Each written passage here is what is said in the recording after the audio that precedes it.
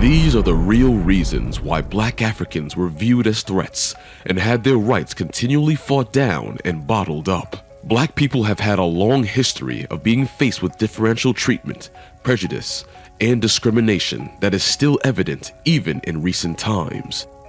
Black Africans posed a threat to non-blacks because of the fear of genetic annihilation.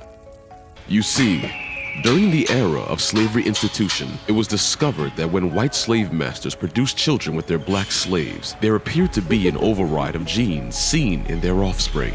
The children expressed more black traits both genetically and phenotypically, a threat to the white Europeans and non-blacks, as they knew that if they allowed this type of union to persist, the white genes would continually become submissive and eventually go extinct.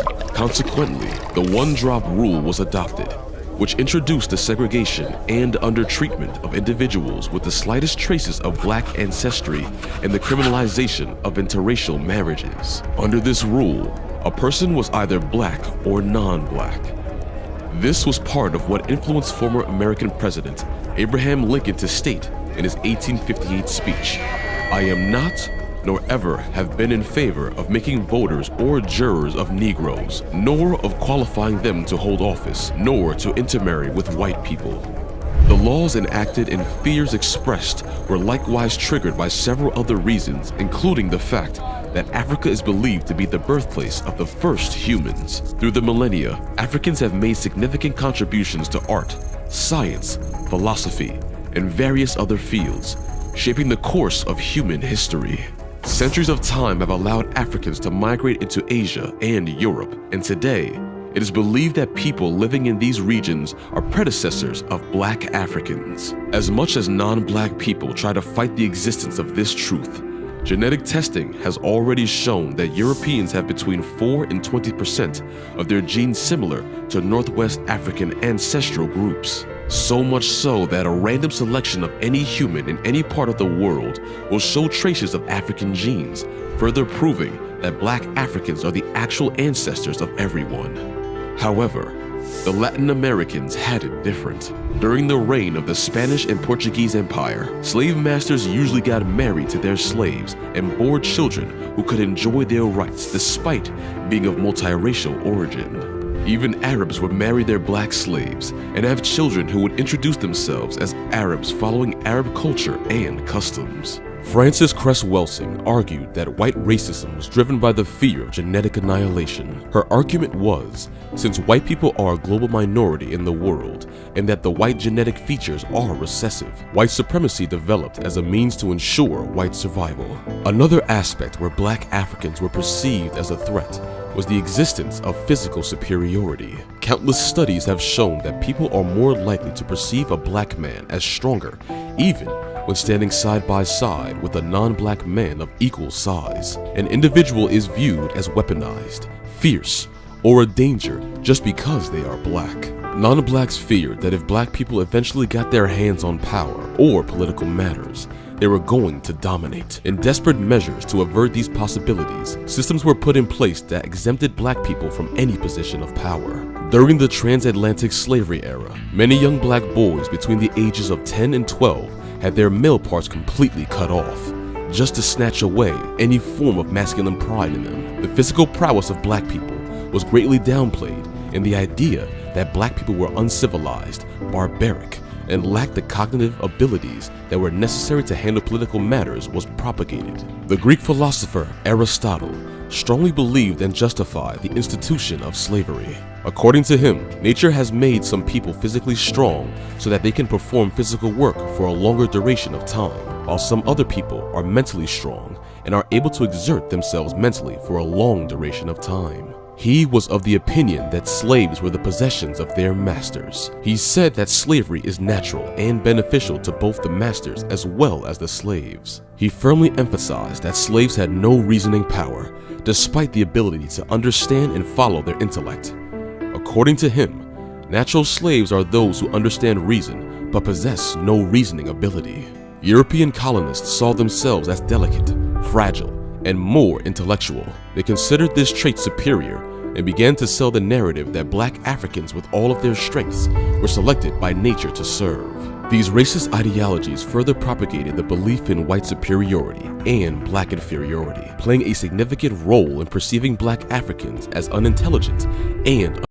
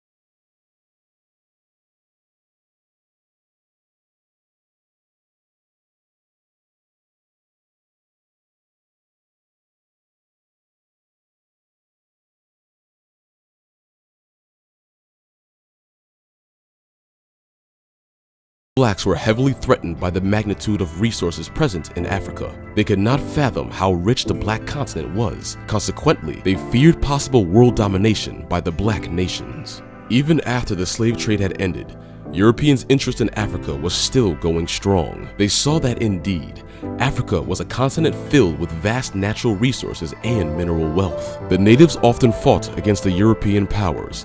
However, they often lost because the Europeans had superior and highly sophisticated weaponry. European powers, during their colonial expansion, looked for ways to justify their domination and exploitation of African lands and resources. They propagated racist ideologies that portrayed black Africans as uncivilized, savage, and inherently inferior. These negative portrayals were used to legitimize colonial rule and to maintain control over African populations. The transatlantic slave trade, which resulted in the forced displacement and enslavement of millions of Africans, has perpetuated the notion of black Africans as a threat.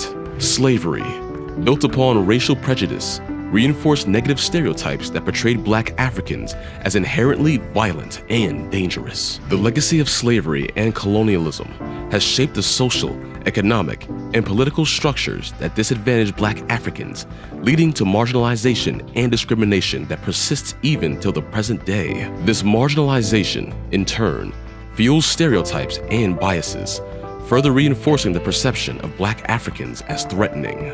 Differences in culture, religion, and customs between black Africans and colonial powers often led to misunderstandings and the perception of black Africans as alien or dangerous. African culture, traditions, and religious practices were frequently alien to European colonists.